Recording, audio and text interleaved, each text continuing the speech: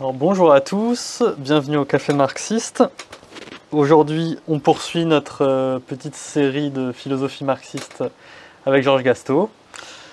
Bonjour Georges. Bonjour Yannick. Et aujourd'hui, on voulait parler du positivisme et de tous les courants philosophiques qui en découlent. Donc on va voir qu'est-ce que le positivisme, le scientisme, et aussi évoquer donc, le pragmatisme ou le néopositivisme, l'empirisme logique. Donc avec des figures comme Auguste Comte ou d'autres comme Popper. Tu as travaillé d'ailleurs, tu as fait un mémoire sur Auguste Comte. Et oui, ça fait partie de ma trajectoire coupable. J'ai fait une maîtrise avec André Tozzel sur le positivisme, sur le rôle de la philosophie des sciences et son articulation avec la classification des sciences, en particulier chez Auguste Comte. Ok. Ouais, donc tu connais un petit peu le sujet. Alors peut-être dans un premier temps, est-ce que tu peux définir ce qu'est le positivisme, comment il naît, sachant que c'est un courant qui est apparu donc première moitié du 19e siècle, donc presque en même temps que le marxisme, un petit peu avant le marxisme, mais qui est assez contemporain du marxisme. Oui. Oui, alors donc le positivisme, eh bien, c'est un terme créé par Auguste Comte, en effet, et qui renvoie à l'idée, disons, d'une philosophie scientifique qui pourrait se dégager totalement de la métaphysique, qui pourrait rompre avec tous les vieux débats métaphysiques qui n'ont pas de solution, d'après Auguste Comte, et donc prendre appui sur l'évolution des sciences, l'histoire des sciences, la classification des sciences. Et donc, d'un certain côté, il y a dans le positivisme, disons, quelque chose que nous, marxistes, pouvons considérer comme positif. D'ailleurs, Engels qualifiait le positivisme d'Auguste Comte de matérialisme honteux. C'est-à-dire une sorte de matérialisme ayant honte de lui-même et étant complexé, n'allant pas jusqu'au bout de la démarche. Et en effet, donc, il y a dans le positivisme d'Auguste Comte une sorte de blocage, enfin tout au moins à mes yeux. Donc Auguste Comte considère que on ne peut pas connaître la nature profonde des choses, qu'on ne peut pas connaître en particulier la causalité, que cette notion même de cause est une notion métaphysique, qu'il faut s'en tenir aux relations entre les phénomènes, que donc la science accède aux phénomènes, c'est-à-dire à ce qui est accessible par l'expérience, mais que ça n'atteint pas nécessairement l'essence des choses, et que du reste, il ne faut pas s'occuper de l'essence des choses, qu'il faut laisser ça à l'ancienne métaphysique, à la théologie aussi, à la religion, et donc en réalité qu'il faut construire une conception scientifique du monde, certes, mais qui n'atteint pas donc l'essence. Alors bon, tout ça va vers le matérialisme par certains côtés, puisqu'il s'agit de rompre avec la métaphysique, puisqu'il s'agit de prendre appui sur la méthodologie scientifique. Comte était lui-même un scientifique, un mathématicien, un polytechnicien, et en même temps, évidemment, on lui doit en grande partie le concept de sociologie et la création de la sociologie, et c'est à l'issue des travaux de Comte, qui lui-même était très proche de Saint-Simon, que est née cette grande sociologie française, quand même, à laquelle on peut rendre hommage, et qui part de Comte, qui va vers Durkheim, qui se continue avec des gens comme Mauss, par exemple, et ainsi de suite jusqu'à notre époque. Donc, je ne dirais pas qu'il est vilain d'être positiviste, à un sens. D'autant qu'en plus, le positivisme ne s'est pas arrêté à Auguste Comte, bien sûr, et qu'au XXe siècle, il y a eu des rebondissements. Alors même si les positivistes du cercle de Vienne acceptaient pour certains ce terme, pour d'autres le récusaient, bon, ils s'appuient tout de même sur ce qui faisait que le positivisme de Comte avait sa spécificité, c'est-à-dire ce que je viens de dire, à savoir qu'on n'atteint pas l'essence des choses et qu'il faut néanmoins se représenter le monde de façon scientifique. Bon, donc il y a des traits communs, mais évidemment, entre les deux, il y a eu de grandes ruptures. En particulier, bon, il faut considérer qu'une rupture majeure dans le domaine des sciences, c'est l'apparition de la logique mathématique, qui a servi de point d'appui très important aux empiristes logiques, on dit aussi comme ça, les empiristes logiques, pour faire leur travail du côté de Vienne, effectivement, avec un certain nombre de penseurs, d'ailleurs souvent d'origine allemande. qui ne se réclamaient pas d'Auguste Comte, mais qui pour certains d'entre eux quand même reconnaissaient qu'il y avait bien un petit air de famille entre lui et eux. Carnap, Menger, tous ces Voilà, gens-là. oui, oui, bon, bah, des gens, Et et d'autres encore, jusqu'au XXe siècle, par exemple Ayer, A-Y-E-R, avec lequel dialoguaient d'ailleurs les philosophes soviétiques, dans les années 50-60, quelque chose comme ça. Donc ça a bel et bien existé. Et pour ma part, ça m'a servi quand même dans ma trajectoire, et notamment ça m'a permis de m'intéresser de près à quelque chose qui chez Engels est souvent négligé, et qui est justement l'intérêt pour la classification des sciences. Donc on peut dire quand même qu'il y a des sujets communs, des centres d'intérêt communs entre le marxisme et le positivisme, mais en même temps, eh bien, le positivisme est aussi un pas en arrière par rapport au matérialisme. C'est les deux à la fois. oui, parce que tu expliques que dans Lumière commune notamment, qu'au départ, dans leur jeunesse notamment, Marx et Engels avaient une approche qui était assez proche du positivisme, parce que justement, ils étaient en réaction face à l'idéalisme allemand qui était très spéculatif. Oui, il y a aussi chez Marx et Engels au départ une volonté par exemple de rompre avec la philosophie, qu'on trouve aussi d'une certaine façon chez Comte, même si pour finir il écrit bien ce qui s'appelle un cours de philosophie positive. Donc comme Marx et Engels, bon, ils ont un rapport un peu élastique à la philosophie. C'est-à-dire que si la philosophie c'est l'idéalisme, et principalement l'idéalisme qui pouvait dominer à leur époque, là ils n'en veulent plus. Mais ils sont trop intelligents les uns et les autres pour ne pas voir que la philosophie, ce n'est pas que ça. Donc le terme de philosophie revient aussi chez eux. Et il y a bel et bien quand même ici un intérêt chez Comte. Moi j'indique notamment aux jeunes philosophes éventuellement qui écouteraient, chez Auguste Comte, à former une sorte d'architecture où il y a d'un côté la sociologie, qui chez des marxistes correspondrait à l'analyse marxiste-léniniste de la politique par exemple. Il y a au centre, en quelque sorte, la philosophie qui joue le rôle un peu de plateforme logistique, si l'on peut dire, distributive. Et puis, gravitant autour de ça, il y a l'encyclopédie, donc la classification des sciences et l'histoire des sciences. Et bon, en fait, en gros, il s'agit d'une architecture qu'on retrouve un peu chez Engels. Chez Engels aussi, il y a tous ces intérêts-là. Mais bon, après, il y a évidemment des divergences considérables, majeures, qui font que le positivisme est quand même, à mes yeux en tout cas, une variante de l'idéalisme.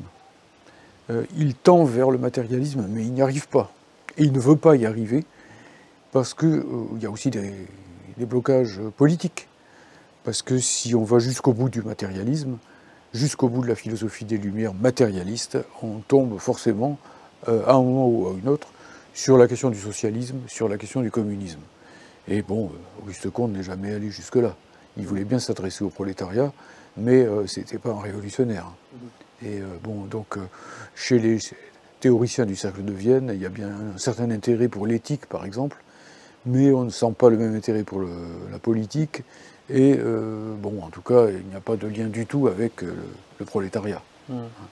Et est-ce que du coup, selon toi, cette position du positivisme de dire qu'on ne peut pas connaître la chose en soi, mais que sa manifestation extérieure, que le phénomène et tout, ça remonte du coup à ce que disait Kant, et que du coup, est-ce que c'est une forme de néo-kantisme, est-ce qu'il revendique explicitement Kant, etc. quoi.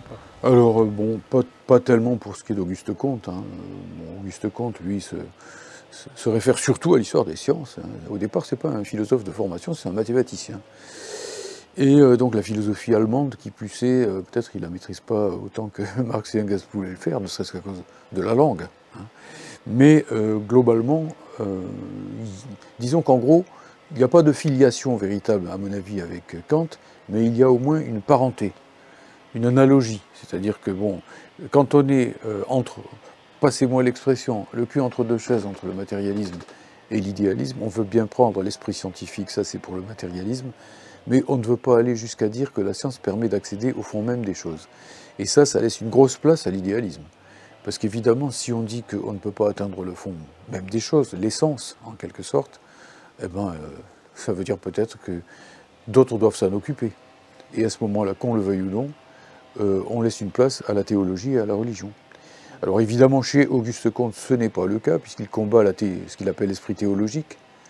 Mais pour finir, l'idéologie a horreur du vide, et Auguste Comte lui-même va finir par écrire, ça ne s'invente pas, ce qu'il appelle le catéchisme positiviste. Et donc, bon, il a des attitudes de pontife, quoi, par rapport au positivisme lui-même. C'est d'ailleurs ce qui fera que les positivistes viennois le rejetteront. Ils ne voudront pas assumer toute cette part un peu, comment dire, bon, théologico-dogmatique, quoi, en gros, du positivisme, qui du coup n'arrive pas à sortir réellement de l'esprit dogmatique. Il veut rompre avec, mais il n'y arrive pas. Oui, et par ailleurs, du coup, il revendique explicitement le fait de sortir de la philosophie. Donc, de ce point de vue-là, est-ce qu'on peut dire que le positivisme est lié au scientisme, en disant qu'on peut expliquer le monde par les sciences dures, on va dire, mais qu'on n'a pas besoin de philosophie, en fait? Alors, il y a une parenté. Mais qu'en fait, implicitement, il reformule une philosophie, en tout cas une vision du monde global, un sens, etc. Alors, personne n'échappe à la philosophie, c'est toujours pareil, même ceux qui disent qu'ils veulent en sortir d'une manière ou d'une autre, quand ils disent qu'il ne faut pas faire de philosophie, ils font de la philosophie. Aristote avait déjà signalé le paradoxe, hein, s'il faut faire de la philosophie, il faut en faire. S'il ne faut pas en faire, il faut encore en faire pour expliquer pourquoi il ne faut pas en faire. Bon, donc de toute façon, on n'y coupe pas. Il y a une philosophie positive. D'ailleurs, le principal ouvrage d'Auguste Comte en 6 tomes s'intitule bien Le cours de philosophie positive. Bon, alors ça ne va pas jusqu'au scientisme. Le scientisme, lui, aboutirait à la liquidation pure et simple de la philosophie. Si la science peut tout expliquer, pourquoi s'encombrer encore d'une philosophie? Puisque en science, en plus, on a l'expérience, on a les mathématiques, donc on a du solide, donc il ne faut pas se casser la tête avec la philosophie, quoi. Mais bon, le positivisme ne va pas jusque-là, puisque précisément, il ne recourt à la philosophie, y compris les positivistes modernes, les positivistes, quand je dis modernes, c'est-à-dire issus du cercle de Vienne, essentiellement, les empiristes logiques, etc., tous ces gens-là, explicitement font de la philosophie. Et donc, en quelque sorte, missionnent ou mandatent la philosophie pour qu'elle construise une sorte de discours scientifique complet.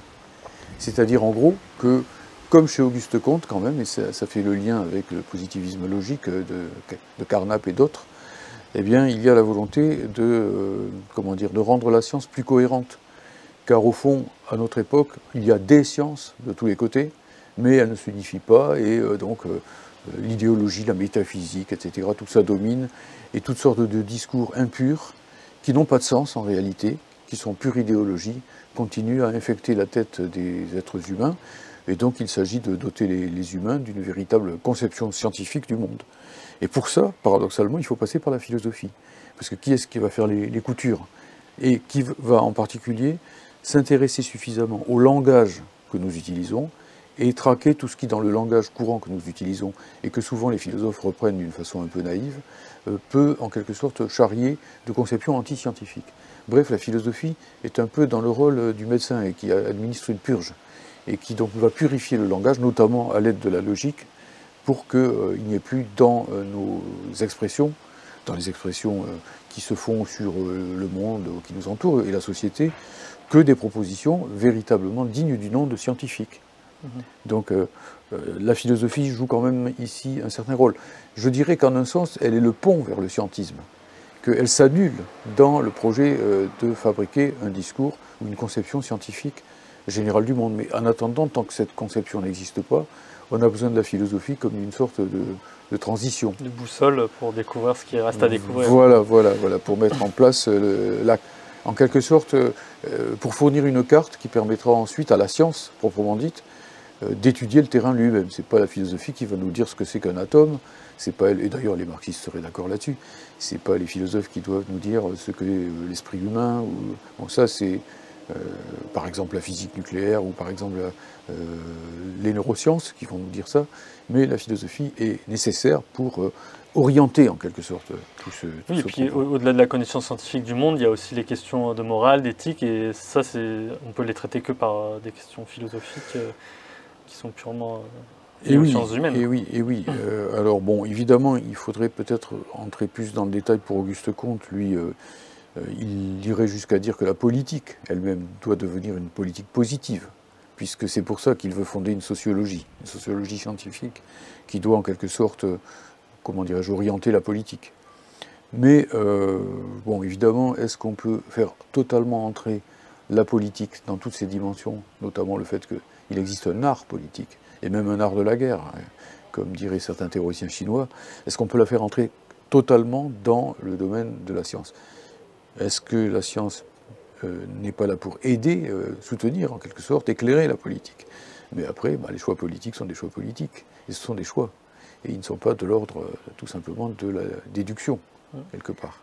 On va retrouver d'ailleurs des choses assez semblables chez les marxistes, parce que est-ce qu'on peut déduire le fait qu'il faut être plutôt communiste que capitaliste de l'étude de la société capitaliste? On peut faire une étude scientifique de la société capitaliste d'un point de vue capitaliste.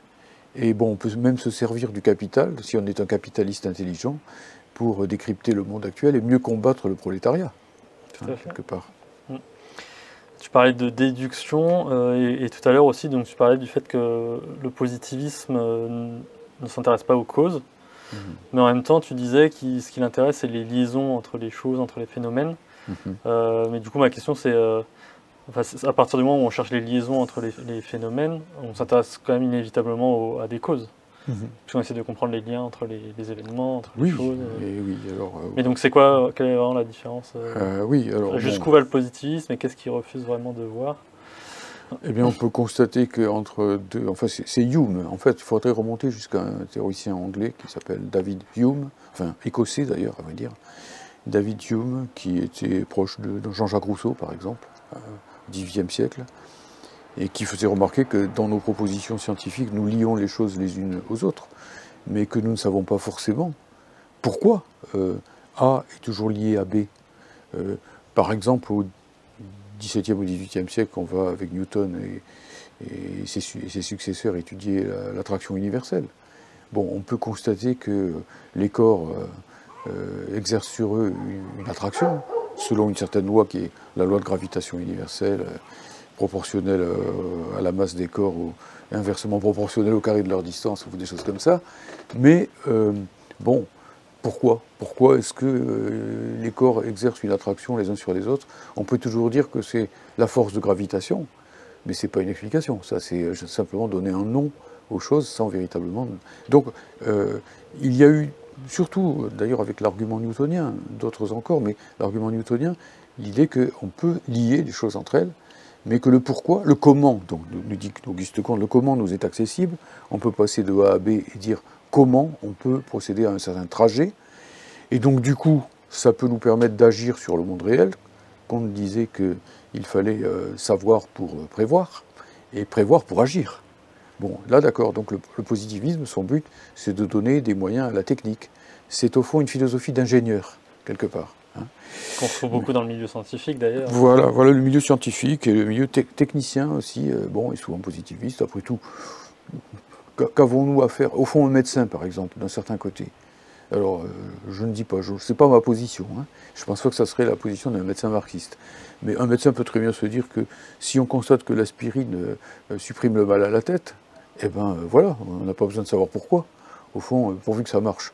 Et après tout, en tant que médecin, je préfère un médicament dont je ne sais pas comment il agit, mais qui me guérit, à un médicament dont je sais comment il agit, mais qui n'est pas très efficace. Donc voilà, vive l'action, vive la technique.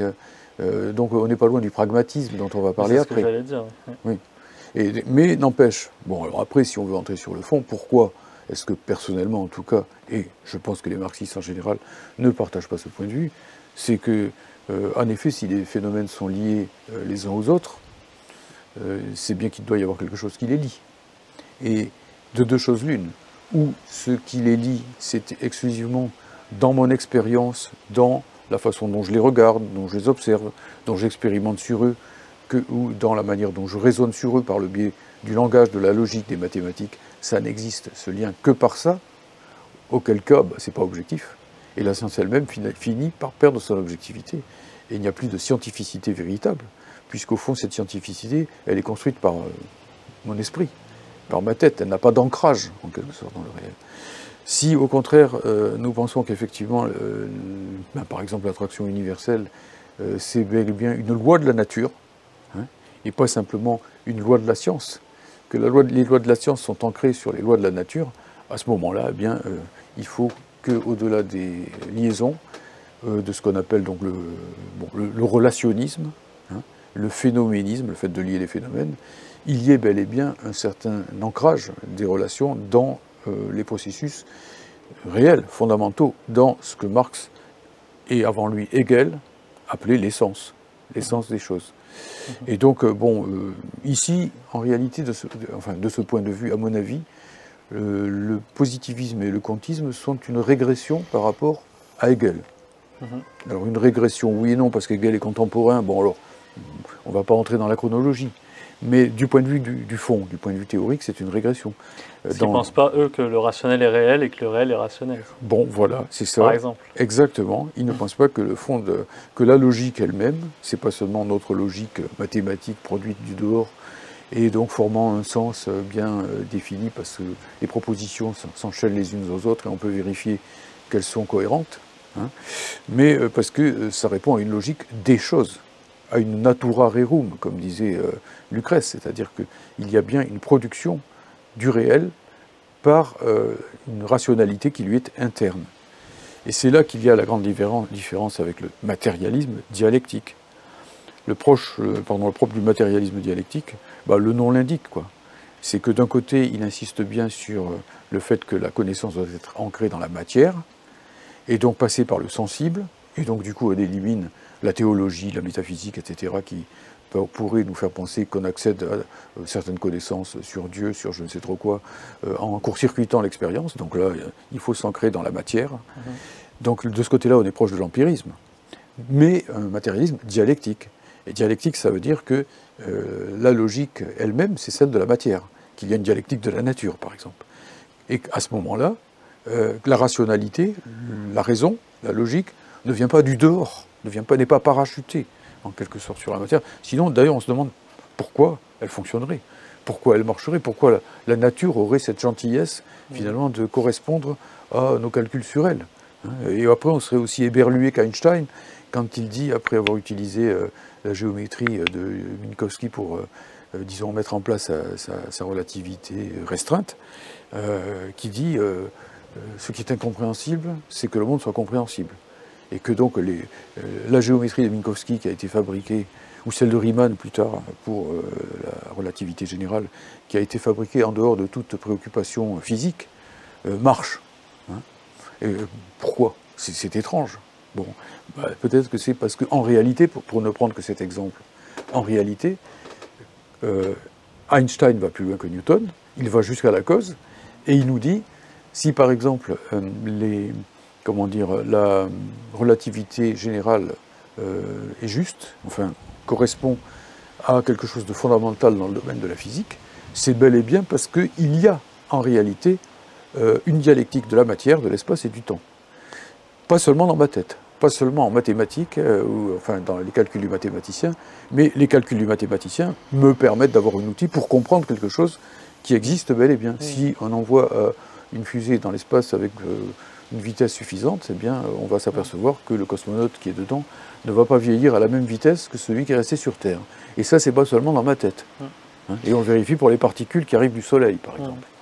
En fait, il y a une logique, le mouvement de la matière se meut selon une certaine logique dialectique. Oui. Et en fait, après, cette logique se reflète dans la théorie voilà. que font les humains et qui permet de la comprendre. C'est ça. Et le propre, même, je pense qu'on a une clé, surtout je pense aux jeunes philosophes, on a une clé pour comprendre un petit peu comment l'idéologie bourgeoise dans le domaine de la philosophie combat le matérialisme dialectique, c'est qu'elle dissocie ce que le matérialisme dialectique unit. Le matérialisme dialectique unit le matérialisme, donc le monde des matières en mouvement, et la dialectique, c'est-à-dire le fond des choses est rationnel, et on peut l'atteindre par la dialectique. Et il nous dit que, la matière, le rationnel est réel, le réel est rationnel, disait Hegel, que la matière est dialectique, mais qu'inversement, la dialectique a un ancrage matériel, et donc par le biais de la dialectique de la nature, ou le matérialisme historique dans le domaine des sciences sociales. Et que, par exemple, quand on pense que le mode de production est central chez les marxistes pour expliquer une société, c'est pas seulement parce qu'on aime bien la technique, qu'on préfère s'occuper de la manière dont les hommes préhistoriques fabriquaient des haches que de s'occuper de la façon dont ils faisaient des dessins sur les grottes, dans les cavernes. Non, c'est parce que tout simplement, les hommes doivent d'abord fabriquer leur vie matérielle, se nourrir, se loger, etc. Bon, et qu'à partir de là, c'est ainsi qu'ils peuvent fabriquer leur vie culturelle d'une façon plus globale. Et ça, c'est pas une invention des marxistes. Il suffit que, je sais pas, par exemple, qu'il y ait une grève pendant un mois, hein, quand c'est une grève générale, et puis il n'y a plus rien à manger dans les boutiques. Et là, tout le monde est dans la rue en train de chercher, de quoi magasin, quoi, actuellement. Et là, on voit ce qui est important. Ici, le plus important, c'est de faire 5 prières par jour, ou 3, hein, ou bien d'avoir à manger pour ses enfants, par exemple. Ça, c'est pas, si vous voulez, je ne fais pas de démagogie quand je dis ça. Je touche à l'essentiel, je crois, de l'existence de l'être humain, ce que personne ne peut nier sans être de mauvaise foi, quelque part. Et en fait, donc la logique dialectique, c'est pas simplement une dynamique de l'esprit, c'est une façon de penser qui en fait répond à justement la façon dont réagit la matière et dont fonctionne la matière. Et notamment, dans la dialectique, il y a l'idée de saut qualitatif. Et ça, c'est quelque chose aussi que tu évoques dans Lumière commune, qui est totalement absent du positivisme, et qui permet notamment de relier les différentes sciences entre elles et d'expliquer les liaisons, les sauts qualitatifs. Très juste, oui, les très échelles, juste. etc. Ce qui manque chez les philosophes qu'on appelle agnostiques ou agnosticistes. Alors bon, je m'excuse de ces termes barbares. Si tu peux le redéfinir. Oui, voilà, en philo, on utilise sans cesse des mots d'origine grecque. Bon, c'est une discipline qui est née en Grèce et elle en a gardé quelques traces. Et donc, agnosticisme, ça vient de particule privative, ça, qui veut dire la négation, et gnosis, qui veut dire la connaissance. L'agnosticisme, c'est l'idée qu'on ne peut pas connaître le fond des choses. Et donc, les deux grands philosophes agnostiques, c'est d'une part Kant, et d'autre part Auguste Comte, et c'est pour ça qu'il y a un lien, disons, non pas de filiation, mais, disons, de classification, quoi, entre eux. On pourrait mettre Hume aussi dans le tas. Et donc, effectivement, ces philosophes coupent en quelque sorte la connaissance de la matière, quelque part. Hein. Et bon, ils sont empiristes, si l'on peut dire, puisqu'il faut toujours s'appuyer sur l'expérience, chose à quoi le marxisme ne va pas s'opposer, bien au contraire. Mais ils ne saisissent pas que les phénomènes et l'essence, et c'est ce que montre Hegel à tout propos dans La Grande Logique, qui est son ouvrage majeur à mes yeux, que l'essence et l'apparence, l'essence et les phénomènes, plus exactement, sont liés, que les phénomènes ne sont pas les phénomènes tout court, que ce que Hegel appelle le phénomène, en fait, dit-il, c'est l'apparaître de l'essence. C'est la manière dont l'essence apparaît. Et inversement, d'ailleurs, l'essence n'est pas si mystérieuse que ça. Imaginons que derrière les choses, il y ait une essence absolument mystérieuse et qui ne se manifeste jamais par rien. Bon, cette essence-là serait strictement identique à un fantôme. Ça serait pareil que de dire, là, devant moi, j'ai un spectre extraordinaire, mais je ne peux pas le saisir parce qu'il n'est pas là, etc. Bon, quelque chose qui n'agit en rien et sur quoi on ne peut pas agir n'existe pas. Donc l'essence agit aussi. Elle est active et elle produit des manifestations. Et donc, d'ailleurs, quelque part, Hegel explique que l'essence, c'est la totalité des manifestations, que pour pénétrer jusqu'à l'essence d'une chose, il faut arriver à en saisir l'ensemble des manifestations, réelles et possibles. Quand on a saisi tout ce qu'est et tout ce que fait et tout ce que peut faire une chose, on a tout dit sur elle. On la connaît, en un mot. Donc, le réel est connaissable. Et par conséquent, le marxisme et le matérialisme dialectique est bien plus... je vais répondre sur le saut qualitatif, est bien plus optimiste sur les capacités du connaître humain que ne l'est le positivisme, qui laisse en fait, en réalité, une porte ouverte à la religion, à la croyance, au mysticisme, à toutes ces choses-là. Hein, puisque ces gens-là vont vous dire il ne faut pas de métaphysique et surtout il ne faut pas d'ontologie, c'est-à-dire il ne faut pas dire ce qu'est l'être, ce qu'est l'étant. Ontos, c'est le génitif du mot qui veut dire étant en grec. Et bien, ils vous disent ça. Mais en disant ça, ils font de l'ontologie, parce qu'ils disent que le fond des choses est mystérieux. Ils proposent une ontologie du mystère, donc une ontologie irrationaliste. Et de ça, il faut sortir. Si on veut avoir une véritable philosophie scientifique, en entendant par là, non pas peut-être une philosophie qui soit une science, mais une philosophie qui va dans la direction de la science, qui oriente les choses dans le sens de la science, qui soit scientifique au sens étymologique du terme, c'est-à-dire qui produise de la science, scientificos, qui vient d'un mot latin qui veut dire faire. Hein. Et bien à ce moment-là, il faut effectivement lier l'essence et l'apparaître. Et c'est par exemple ce que fait ce que fait Einstein par rapport à Newton. Bon, il fait un pas de plus. D'ailleurs, il n'arrive pas au bout du bout, parce qu'après on pourrait se dire aussi pourquoi est-ce que la matière a une action sur l'espace-temps, par exemple. Bon, bah, ça veut dire que le processus de connaissance, le processus de recherche doit se poursuivre, et ainsi de suite. Mais pas décréter a priori qu'il y a une sorte de muraille de Chine entre l'essence et l'apparaître de l'essence. Les deux sont liés. L'apparence n'est pas toujours trompeuse. Elle n'est trompeuse justement quand on ne saisit pas que c'est l'apparence, et quand on ne saisit pas que c'est l'apparence de l'essence, et que c'est forcément une apparence partielle. Voilà. Bon. Je pourrais prendre un exemple, c'est que bon, on nous dit par exemple, c'est un exemple classique en philosophie, que bon voilà, chaque fois qu'on fait bouillir l'eau que chaque fois qu'on porte l'eau à 100 degrés, elle se met à bouillir. Et donc on va vous dire que c'est une simple consécution, c'est-à-dire il y a d'abord A puis B. Donc A puis B et non pas B à cause de A. Bon, bah oui et non. Oui et non. Si on creuse un petit peu, on s'aperçoit que quand même il y a une explication, pas seulement une description, qu'on peut aller plus loin. Et que si on a compris que, par exemple, bah, la température d'un corps est déterminée par l'agitation moléculaire de ses parties, et que bon, quand cette agitation est réduite à zéro, bon, on a le zéro absolu. Quand on fait chauffer tout ça, et quand on met de l'énergie dans un corps, c'est ce qui se passe quand on chauffe, ben on accroît le mouvement à l'intérieur du corps, effectivement. On peut très bien saisir pourquoi on va passer de l'eau sous forme liquide à l'eau sous forme gazeuse. Autrement dit, pourquoi ça va s'évaporer.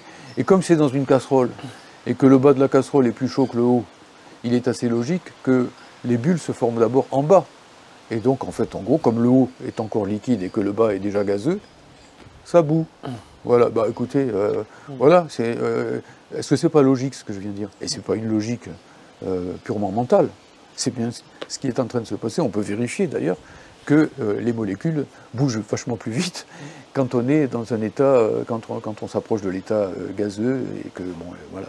Et après, pour ça nous amène aux sauts qualitatifs. Les sauts qualitatifs, voilà, j'ai fait un très long détour. Mais c'est parce que je voulais passer par d'abord le lien entre essence et manifestation. Et alors, pour les sauts qualitatifs, effectivement, aussi bien chez Kant que chez Auguste Comte, on arrive au même blocage. Et au même blocage, finalement, anti-scientifique. C'est là que ça se mord la queue, c'est là qu'on voit que le positivisme n'est pas assez positiviste, n'est pas assez scientifique, et qu'il ne s'agit pas de combattre le positivisme parce qu'il serait trop scientifique et qu'il ne ferait pas de place à la philosophie, mais parce qu'au fond, alors, en réalité, c'est le contraire.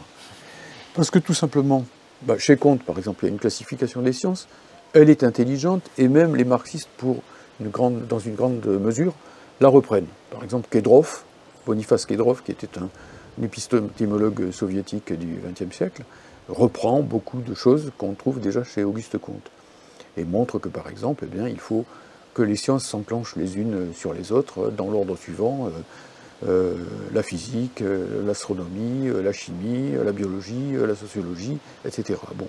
Et on pourrait montrer pourquoi. Seulement, chez Auguste Comte, les passages, eux, sont impossibles. C'est-à-dire que chaque science est en quelque sorte enclose sur elle-même. Par exemple, Comte nous explique qu'on ne peut pas passer directement de la chimie à la biologie. Alors que tout le travail de la biochimie, comme son nom l'indique, au XIXe siècle puis au XXe siècle, par exemple Marx et Engels étaient très liés à l'un des pionniers de la biochimie qui s'appelait Schorlemer, un Allemand, eh bien, a montré que, ben oui, on peut. Et qu'effectivement, on va étudier les macromolécules et ainsi de suite, et qu'on peut saisir, alors on n'est pas encore capable actuellement de passer de l'inerte au vivant, mais on s'est quand même grandement rapproché du but, parce qu'on sait quand même qu'il y a des molécules organiques, qu'il y en a dans les comètes, etc. On sait un peu où chercher, quoi, sans avoir résolu totalement le problème.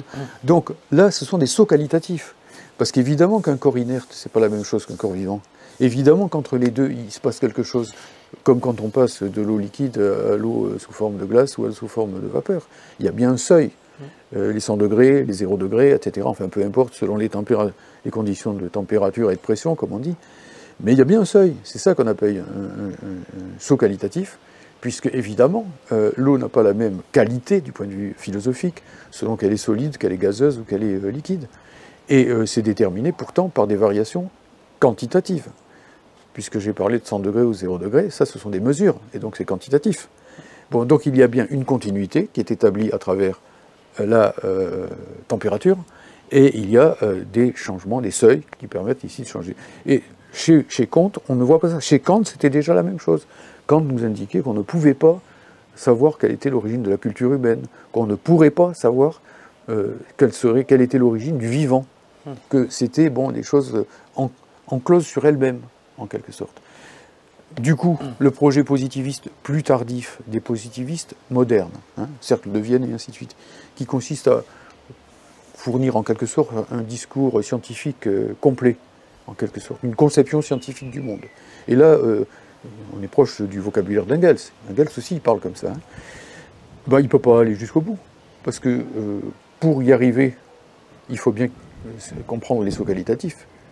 Sinon, on va faire comme eux, et on va se confronter à ce qu'on pourrait appeler un réductionnisme. C'est-à-dire qu'en gros, on va s'enfermer dans la question quel langage logique trouver pour que, en gros, on puisse parler de façon scientifique. Et donc, de la même façon, en mathématiques, en physique, en chimie, en biologie, ainsi de suite. Et là, on va se retrouver devant quelque chose de quasi impossible, puisque, évidemment, par exemple, Claude Bernard a bien montré dans l'introduction à la médecine expérimentale que le vivant a ses spécificités, et qu'on ne peut pas le traiter exactement de la même façon qu'on traite une chose inerte. Donc, du coup, comme ils ne cherchent pas les sauts qualitatifs objectifs, eh ben, ils vont chercher à trouver une sorte de langage universel qui va permettre, grâce à notre propre façon de parler, au fond, et d'écrire, d'unifier la science. Et elle ne s'unifie pas comme ça, la science. Elle s'unifie parce qu'il y a des objets à la science. Et que ces objets sont objectivement, comme leur nom l'indique, liés les uns aux autres. Je prends un exemple très simple. C'est que, par exemple, si l'on veut... par exemple, les chimistes s'occupent beaucoup des molécules, des liaisons moléculaires, des choses comme ça. Bon, eh bien, il n'y a pas toujours eu des molécules. Aujourd'hui, grâce à la cosmogonie, à la cosmologie et ainsi de suite, on sait qu'il y a des états de l'univers très anciens où on n'a pas de molécules. On a juste des atomes, et même pas des atomes, même pas des noyaux, le noyau d'hydrogène. Peut-être même encore moins que ça, des soupes de quarks, de plasma et de choses de ceci, où il n'y a pas encore de molécules. Ça apparaît bien plus tard. Et pour les métaux les plus lourds, pour les éléments les plus lourds du tableau périodique des éléments de Mendeleïev et de ses successeurs, eh ben, il faut déjà plusieurs générations d'étoiles. Parce qu'il faut génération 1, génération 2, génération 3, pour produire des éléments de plus en plus complexes, de plus en plus lourds. Il y a une histoire de tout ça. Il y a une histoire de la nature. Et c'est pour ça qu'il peut y avoir une dialectique de la nature et qu'il n'y a pas seulement une dialectique de l'histoire. Contrairement à, bon, ça on en avait déjà discuté dans une vidéo précédente. C'est ce que disait Marx Engels, qu'il n'y a qu'une seule science, c'est la science de l'histoire au final, qui permet de relier toutes les sciences. Exactement. Mais c'est pas réductionniste en plus quand il dit ça. C'est pas réductionniste parce qu'en dire qu'il y a une seule science et que c'est la science de l'histoire, signifie qu'il faut saisir les nœuds, les passages, les moments où, si quelque chose a une histoire, c'est qu'il lui arrive quelque chose, c'est que c'est pas plat, c'est qu'il y a des moments où ça bondit. Et donc en fait, il y a une histoire de la nature. Et dans ce que tu disais sur le fait que les positivistes, enfin en général, après il y a des cas différents, mais essayent justement de trouver un seul langage commun à tous les domaines scientifiques pour relier justement ces sciences. Il y a l'erreur opposée qui consiste à séparer chaque domaine scientifique dans un champ propre et qui ne dialogue pas avec les autres. Voilà, oui, c'est ça. Alors c'est de plus en plus intenable, ce genre de choses maintenant. Est-ce qu'il y a la logique capitaliste aussi de vouloir séparer chaque domaine pour pas qu'on comprenne la globalité, la totalité? Alors il y a des raisons idéologiques, comme ça coupe la science de ses effets idéologiques et philosophiques, et on laisse donc la porte ouverte aux religions. La question du sens, de toute façon, il faut bien que quelqu'un s'en occupe, et à ce moment-là, si c'est pas la science, ça sera la religion. Ou bien nous avons affaire aussi souvent à tout simplement la division capitaliste du travail entre les sciences. C'est-à-dire que chacun est spécialisé dans un objet, de la même façon qu'à l'usine, certains travaux sont confiés à tel et à tel autre, et que bien souvent, les gens qui fabriquent un objet n'en ont aucune vue d'ensemble. C'est pareil. Et donc, en gros, l'enjeu du matérialisme dialectique, pour les jeunes scientifiques spécialement, c'est précisément de sortir de ça, de sortir de l'aliénation de la division du travail capitaliste, et donc de savoir ce qu'ils font, tout simplement. Et ça fait lien avec ce qu'on disait tout à l'heure, on a évoqué le pragmatisme, donc un peu un dérivé du positivisme, on va dire. Et ça, c'est vraiment quelque chose qui est apparu notamment aux États-Unis, qui est vraiment lié à l'économie capitaliste, où ce qui nous intéresse, c'est justement simplement de comprendre comment les choses fonctionnent pour être efficace, pour vendre, vendre des technologies, etc. Mais on ne s'intéresse pas du tout à expliquer, à comprendre le fond du phénomène. Voilà. Ce qui est très curieux, effectivement, c'est qu'on pourrait penser que le pragmatisme est proche du marxisme quelque part, puisque dans les deux cas, on veut lier la philosophie à l'action. Bon, on pourrait se dire, après tout, quand Marx dit « les philosophes n'ont fait qu'interpréter le monde, il s'agit de le transformer », il est pragmatique. Bon, eh bien non. Il ne l'est pas parce que le pragmatisme, son essence consiste à dire que ce qui montre qu'une idée est vraie, c'est avant tout son succès, sa réussite. Et quand on dit un truc comme ça... C'est le résultat, quoi. Eh bien voilà, c'est ça, c'est ça. Je dirais si on arrive au résultat, c'est qu'on avait raison. Eh bien voilà, oui, exactement. Et qu'importe qu'un chat soit blanc ou noir, pourvu qu'il attrape des souris. Comme dirait quelqu'un qui, par ailleurs, se pensait marxiste, je crois. Bon, c'est Deng Xiaoping. Mais non, Lénine a toujours été catégorique là-dessus. Il a toujours expliqué que ce n'est pas parce qu'il réussit que le marxisme est vrai, c'est parce qu'il est vrai qu'il aide éventuellement à réussir. Et que d'ailleurs, il ne suffit pas, parce qu'il ne suffit pas d'être scientifique. Il y a toute la dimension de l'action, de l'organisation, de la praxis proprement dite, qui a son propre terrain, qu'il ne faut pas tout réduire à tout. Lénine a beaucoup étudié d'ailleurs. Et bien entendu. Et en plus, en réalité, le pragmatisme, lui aussi, n'est pas suffisamment pragmatique, à un sens. Parce qu'il se croit si objectif que ça, quoi. Mais en réalité, qu'est-ce qui fait qu'on va dire que quelque chose a réussi ou a raté? Je ne sais pas ce que ça veut dire. Ça dépend quel est l'objectif. Quel est l'objectif, pour qui, pour quelle classe, pour quelle partie de la société, etc. etc. Donc, bon, cette vidéo est-elle réussie ou ratée? Pour un anti-marxiste, elle sera un échec total et elle ne lui apportera rien. Peut-être que ça apportera quelque chose à quelqu'un qui se cherche par rapport au rationalisme, aux lumières, à des choses comme ça. D'ailleurs, aujourd'hui, tous les politiciens se parent de pragmatisme en permanence. Par exemple, en disant, bon, il y a énormément de dettes, donc il faut trouver des solutions, il faut faire des économies, je suis pragmatique, etc. Voilà, c'est ça. Il faut être pragmatique, c'est-à-dire prendre dans la poche des travailleurs. Si on dit il faut prendre dans la poche des capitalistes, là, c'est qu'on est un idéologue. Bon, qui ne voit que c'est de la mauvaise foi caractérisée, quoi, et que ça signifie qu'on va baptiser pragmatisme l'idéologie bourgeoise. Bon, bah écoutez, on voit le jour à travers ce genre de choses. Alors attention, parce que William James et les fondateurs du pragmatisme sont des gens subtils. C'est pas le pragmatisme obtus de Retailleau, quoi. Il ne faut quand même pas non plus ce sont des gens intelligents, ce sont des gens à lire. Mais ce qui fait défaut souvent dans la philosophie d'obédience anglo-saxonne, c'est précisément cette capacité à faire le détour proprement théorique, à sortir de l'empirisme, etc. Et donc à se dire que pour être vraiment pragmatique, c'est-à-dire au fond, pour agir vraiment sur le réel, la première des choses, c'est d'essayer de le comprendre sans aucun souci de savoir si ça va marcher ou pas. Et c'est bon, par exemple, de faire de la recherche fondamentale. Sinon, si on est pragmatique au bout du bout, on va dire que, bon, par exemple, le plus important pour la recherche, c'est d'obtenir tout de suite des résultats, d'être publié dans de nombreuses revues, etc. Bon, effectivement, et à partir de là, on va se couper de la recherche la plus fondamentale, qui ne rapporte pas tout de suite, mais qui, quand elle touche juste, décroche le jackpot, quoi. Et qui coûte cher en général en investissement. Voilà, mais qui peut rapporter énormément à l'arrivée si on lui a fait confiance, quoi. Et je voulais qu'on revienne aussi sur le cas Popper, Karl Popper, donc, qui vient de l'empirisme logique. Donc tu me disais tout à l'heure qu'on ne pouvait peut-être pas le ranger en tant que positiviste, dans la catégorie de positiviste, mais en tout cas c'est quelqu'un qui a rejeté le marxisme, le matérialisme historique comme une pseudo-science.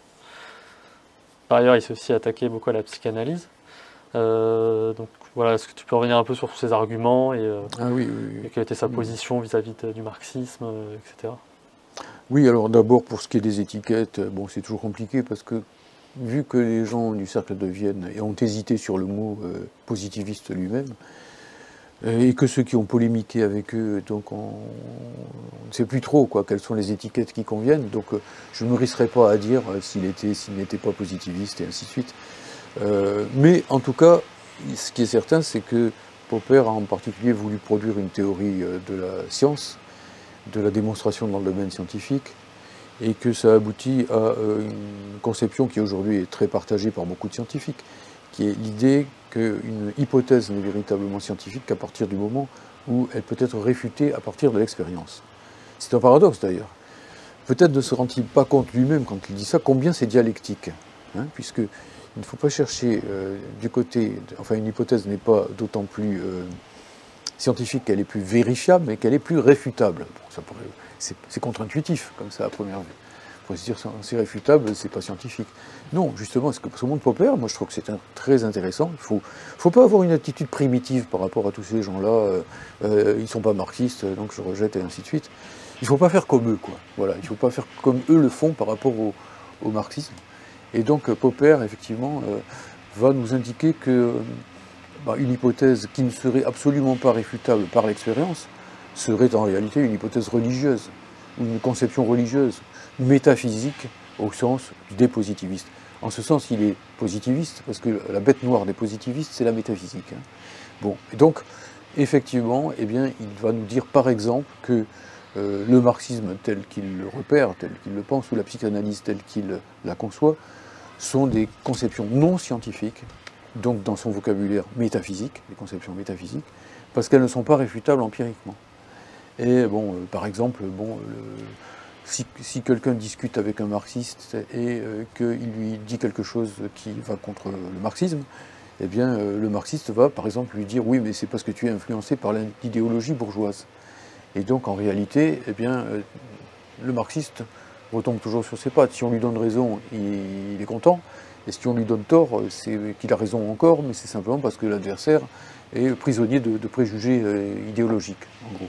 Et pour la psychanalyse, ça serait la même chose. Par exemple, le psychanalyste dit à son patient « oui, ben là, monsieur, vous êtes vraiment, typiquement, vous relevez de l'analyse du complexe d'Oedipe, ou je ne sais trop quoi, enfin quelque chose comme ça. Vous avez donc, enfin je simplifie abusivement, c'est pour vous faire rire, mais enfin, vous avez envie de tuer votre papa et d'épouser votre maman, comme Oedipe. Et là, le patient s'énerve, se dresse sur son séant et colle un pain au psychanalyste. Et le psychanalyste lui dit « vous voyez bien que j'avais raison, vu qu'il n'y a qu'à vérité qui blesse, donc, quelque part. Donc, je vous dis ce que j'ai énoncé, et là, vous m'applaudissez, donc j'avais raison, ou bien vous êtes contre, et ça prouve aussi que j'avais raison. » Donc Popper triomphe et dit « vous voyez bien, ce n'est pas des théories scientifiques, puisqu'on ne peut pas les réfuter.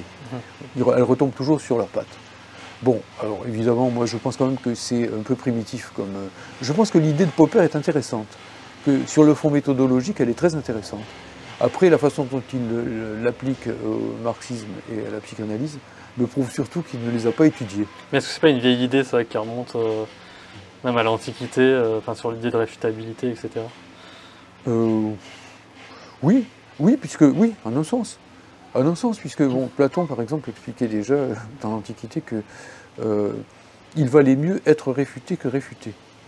Car si on réfute quelqu'un, autrement dit, si on lui prouve qu'il a tort, la personne en question progresse, mais celui qui a réfuté, l'autre ne progresse pas, puisqu'il avait déjà la vérité au départ.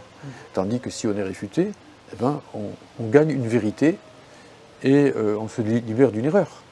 On a donc gagné deux fois. Donc la réfutabilité, parce que Platon est un des pères de la dialectique, y compris du fait qu'on arrive à la vérité par l'élimination de l'erreur. Au fond, c'est comme ça que la dialectique s'est mise en place dans l'Antiquité, même quand on voit fonctionner les dialogues platoniciens. Socrate ne produit pas de connaissances positives, il réfute les conceptions fausses de ses partenaires, mais ce n'est pas rien par rapport à la vérité, puisque s'il y a 10 chemins que vous en éliminez 9, c'est que le 10e est bon, quelque part.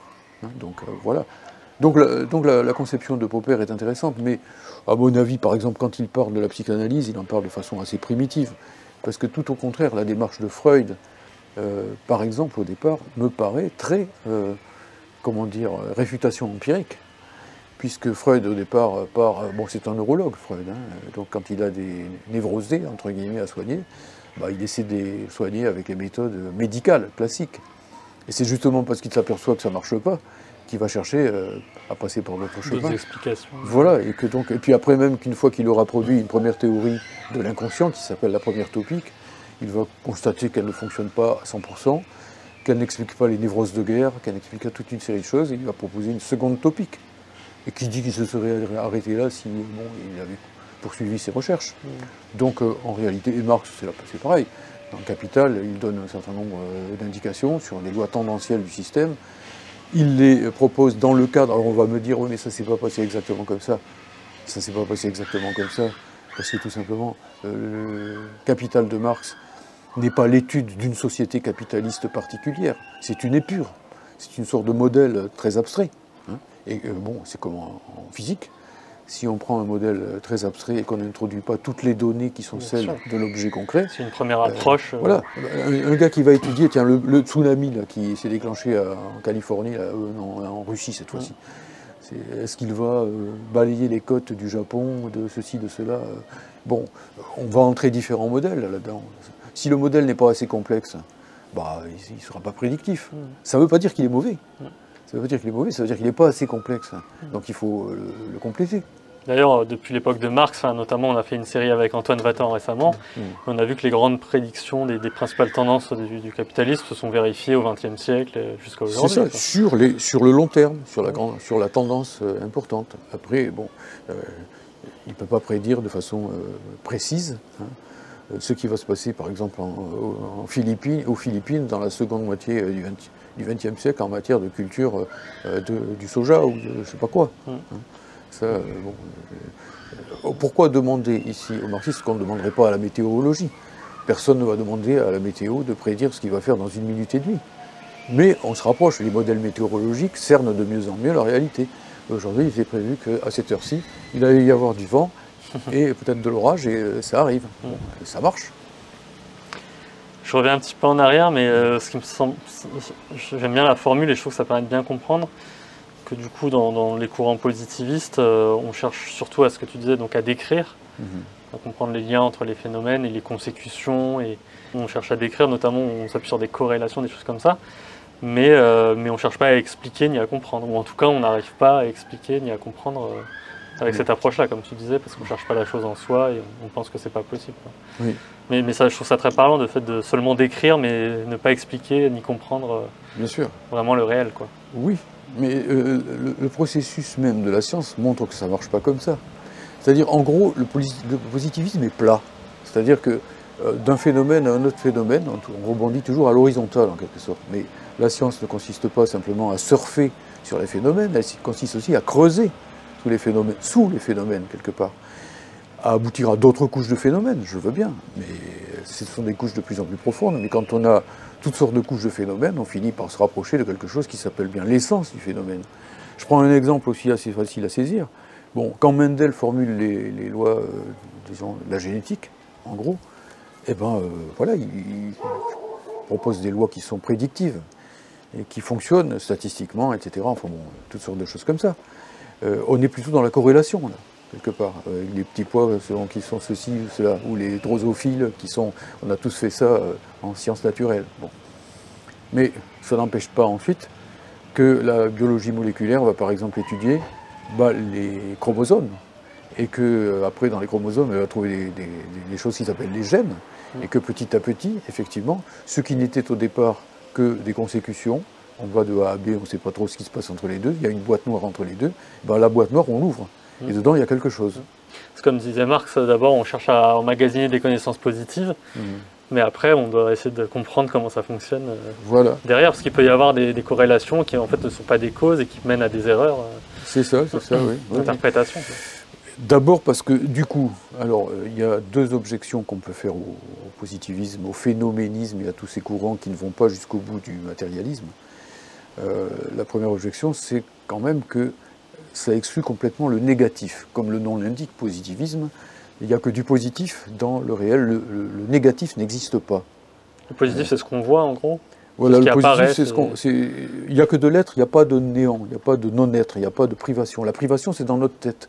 C'est-à-dire, bon, par exemple, là, j'ai une tasse, bon, si je l'enlève, elle n'y est plus, mais vous voyez bien qu'au fond, elle y est toujours. Quelque part, il y a toujours un être. Quelque part, il n'y a pas de vide. Bon, eh bien, il faut introduire la dimension du vide et du négatif dans l'interprétation du réel, et c'est une chose à laquelle se refusent le positivisme logique, y compris parce qu'il ne veut pas de la dialectique hegelienne, il veut en rester à la logique mathématique et à des choses de ce genre, qui ont leur noblesse. Hein. Il ne s'agit pas de... J'ai étudié ça quand j'étais étudiant. La logique formelle. Oui, et plus encore la logique mathématique de notre époque, calcul des propositions, les choses comme ça. Et donc tout ça... Bergson dit des choses du même genre. Il n'était pas positiviste, Bergson. Il combattait le positivisme, mais pour lui, il n'y avait pas de néant. Il n'y a que de l'être. Le néant, c'est simplement bon, qu'on attend de l'être et il n'y est pas. Donc on est déçu et on croit qu'il y a du néant quelque part. Bon, et bien là, je piégerai facilement le positivisme à travers un grand texte de Kant qui n'est pas assez étudié par les profs de philo, qui est un texte d'avant la critique de la raison pure et qui s'appelle Essai pour introduire en philosophie le concept de grandeur négative. Et bon, Kant montre que effectivement le négatif, ça existe, quelque part, et qu'il faut bien une logique pour en rendre compte. Et même, c'est comme ça que Kant, qui n'était pas du tout du genre à s'intéresser aux névroses des gens en les regardant sur un divan, va approcher, non pas de l'inconscient, mais de l'idée, du concept de l'inconscient. Et donc, du fait que l'inconscient ne serait pas que quelque chose de négatif, comment dirais, qu'un manque provisoire dans la conscience, mais qu'il y a une dynamique de l'inconscient, une dynamique réelle, et que par exemple il y a des forces qui s'opposent dans la nature, et que bon, par exemple Hegel va aboutir à la même idée que s'il y a des forces d'attraction, il y a des chances qu'il y ait des forces de répulsion. Voilà, et que donc il ne faut pas, comme par exemple chez Newton, on a une physique encore relativement plate, où la force dominante c'est l'attraction. Bah ouais, s'il y avait que l'attraction, déjà à l'époque de Newton, on le lui objectait, hein. Pourquoi tout ne se ratatine pas, etc. Puis d'ailleurs, peut-être que tout se ratatinera comme ça. Mais à ce moment-là, peut-être il faut s'attendre à ce que ça rebondisse un jour ou l'autre.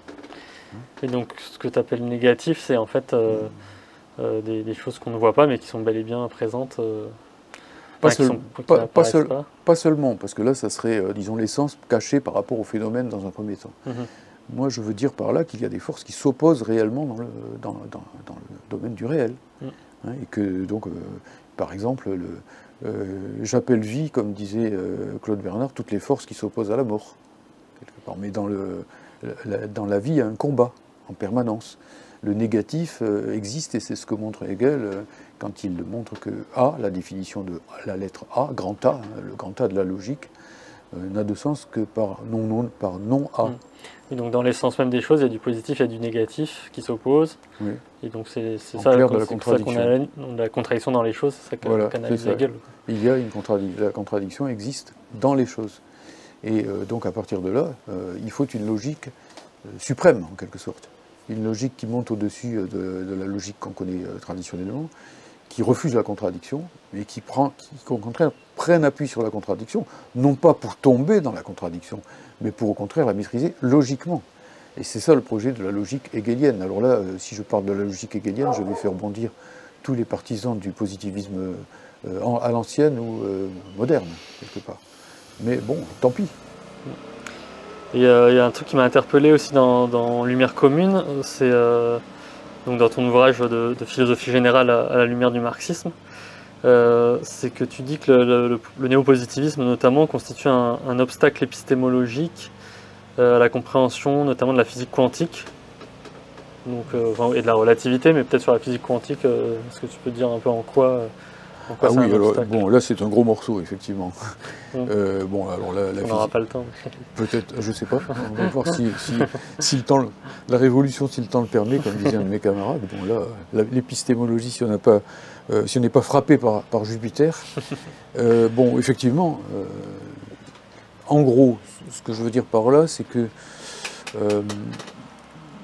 dans le domaine de la physique quantique, il y a une phrase, je crois, qui a été prononcée par le physicien Feynman, qui était quelqu'un de subtil et d'amusant parfois, qui disait si vous croyez comprendre la physique quantique, c'est justement que vous ne la comprenez pas. Hein. Autrement dit, bon, c'est comme ça, mais elle est stupéfiante, elle est étonnante, et bon, il faut la prendre comme ça, et puis pas chercher à creuser, quoi. Et bon, ça risque d'être un obstacle épistémologique, parce que ça veut dire qu'il faut en rester là, quoi, et qu'on ne peut pas aller au-delà. Alors c'est tout le débat. Je ne veux pas résumer ça au débat qu'il y a eu entre Einstein et Bohr, Niels Bohr, hein, bon, qui étaient tous les deux des pionniers de la physique quantique. Et Einstein considérait que la physique quantique n'était pas complète, qu'il devait manquer quelque chose parce qu'il y avait trop de paradoxes là-dedans et que c'est forcément qu'il y avait des variables cachées, quoi, des choses qu'on ne voyait pas. Et puis Bohr qui disait non, non, elle est complète, il faut s'y faire. C'est comme ça et elle dit tout sur le réel. Bon, moi je n'en sais rien, je ne suis pas physicien et je ne vais pas ici me mêler de choses qui me dépassent. Il me semble d'ailleurs que sur certains plans, c'est plutôt Bohr qui avait raison et que, bon, par exemple, le physicien Alain Aspect, qui a eu le prix Nobel de physique il n'y a pas si longtemps que ça, a plutôt montré que Bohr avait raison. Mais, bon, d'un autre côté, on ne peut pas dire quand même que la physique, elle, est complète. Et on ne peut pas dire que la physique quantique s'insère dans un ensemble qui est achevé, loin s'en faut.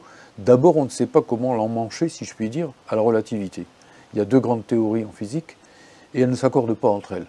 C'est-à-dire que la relativité d'Einstein, qui est essentielle, notamment quand on fait de la cosmologie, donc quand on s'occupe, disons, de l'univers, de la physique à une échelle très vaste, ne s'accorde pas dans ses principes avec les principes de la mécanique quantique, qui, eux, marchent très bien lorsqu'il s'agit d'étudier les particules, par exemple. Bon, eh ben, il faut bien pourtant que les deux choses marchent ensemble, puisque c'est le même univers. Et que, bon, à un certain niveau, c'est ce que j'ai montré dans mon bouquin sur les lumières communes, ça s'accorde nécessairement, vu que la physique du tout et la physique de l'élément deviennent la même chose.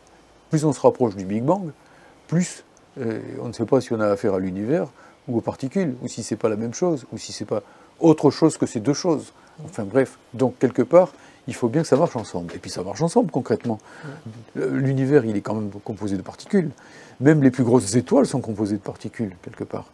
Hein. Et d'un autre côté, on ne peut pas penser que les particules sont insensibles au mouvement de l'univers, que le devenir de la physique élémentaire, celle des toutes petites choses, la microphysique, soit indifférent au devenir de l'univers, puisque, comme je disais tout à l'heure, il y a des phases de l'univers où, par exemple, il n'y a pas encore de molécules, il n'y a même pas encore d'atomes, bon, il n'y a même pas encore de noyau, à proprement parler, quelque part. Hein. Il y a tous les débats sur l'ionisation ou la non-ionisation, etc., ou la re-ionisation de l'univers. Et ça, c'est lié au fait que les deux interagissent, que le tout et l'élément interagissent. Donc, forcément, il faut qu'il y ait des accordailles quelque part. Et à ce moment-là, il faut quand même qu'on cherche quelque chose qui soit unificateur. Et si on cherche quelque chose qui est unificateur, par exemple aussi, on a découvert quelque chose de fort troublant il y a quelques années, c'est que non seulement l'univers est en expansion, ça on l'a prouvé depuis l'époque d'Edwin Hubble aux États-Unis, bon, donc les galaxies s'éloignent les unes des autres, pour faire vite, qu'à un moment, donc, on peut le dire en sens inverse, elles étaient plus proches, donc on s'approche de l'idée du Big Bang et ainsi de suite, mais qu'en plus, ce mouvement s'accélère. Donc, comment ça se fait, quoi? Parce qu'avec les principes que nous avons actuellement, et les particules telles que nous les connaissons, on ne voit pas trop d'où ça sort. Et c'est pour ça qu'on est à la recherche de ce qu'on appelle l'énergie sombre. Hein. Ou alors, on voit que par contre, en sens inverse, les galaxies tiennent sur leur mouvement qui devrait les disperser, ne les disperse pas. C'est donc qu'il y a des forces qui les cohèrent, qui les condensent, en quelque sorte. Donc là, on cherche de la matière sombre, ou de la matière noire. Enfin bon, ici, le vocabulaire est parfois un peu flottant au niveau des adjectifs. Pour l'instant, on ne les trouve pas. En tout cas, il faut bien trouver quelque chose. Et donc, si un jour on arrive à découvrir qu'il existe une énergie sombre ou des particules de matière noire, hein, les fameuses WIMPs, hein, les mauviettes, comme on dit en anglais, eh ben, il faudra bien quand même retoucher un peu ce qu'on sait sur la physique des particules, vu que il y a sûrement plus à ce moment-là de matière noire et de matière sombre que de matière ordinaire telle que nous la connaissons. On ne peut pas laisser le modèle tel qu'il était auparavant. C'est l'évidence même. Bon, qui plus est, il y a même un certain nombre de physiciens, que je trouve d'ailleurs extrêmement intéressants, comme Gabriel Chardin, dans le domaine de la physique des particules et de la cosmologie. Lui, je le trouve très intéressant parce qu'il travaille les deux à la fois, hein, qui essaie d'expliquer ça de façon extrêmement dialectique par une interaction entre la matière et l'antimatière, entre la gravitation et l'antigravitation, avec une espèce d'algèbre des particules qui serait à la fois cosmologique et microphysique. Bon, ce n'est qu'un modèle, pour l'instant il n'est pas encore validé, et il est soumis à la réfutation empirique comme n'importe quelle hypothèse scientifique. Mais tout ça est intéressant. Hein. Et par exemple, même Gabriel Chardin va jusqu'à parler d'électrons interagissant avec des trous d'électrons, c'est-à-dire des endroits où il n'y a pas d'électrons, il y a un trou d'électrons. Bon, si on ne voit pas qu'il y a du négatif dans le réel, on le voit quand, en réalité. Donc, bon, moi, il me semble que le négatif existe tout autant que le positif, plus exactement que ce qui existe. Comme aurait dit ce bon vieux Hegel, ce n'est ni le positif du positivisme, ni le négatif d'un négativisme obtus, c'est l'interaction entre les deux. C'est le devenir qui marche sur deux jambes. La dialectique matérialiste. Et ben voilà, en somme. Voilà, c'est ça. Très bien, je crois qu'on a fait un peu le tour là, donc, du positivisme et de ces différents courants. Merci beaucoup à toi, et puis donc on continuera donc cette série de philosophie avec d'autres sujets, notamment l'existentialisme, le structuralisme, ça peut être intéressant aussi, et puis aussi plutôt sur la philosophie postmoderne, et puis après d'autres sujets que tu évoques aussi dans Lumière commune. Donc j'espère que ça vous a plu, abonnez-vous, faites-nous des dons, et puis on retrouve Georges Gastaud pour parler de philosophie marxiste très bientôt. En espérant ne pas vous avoir lassé.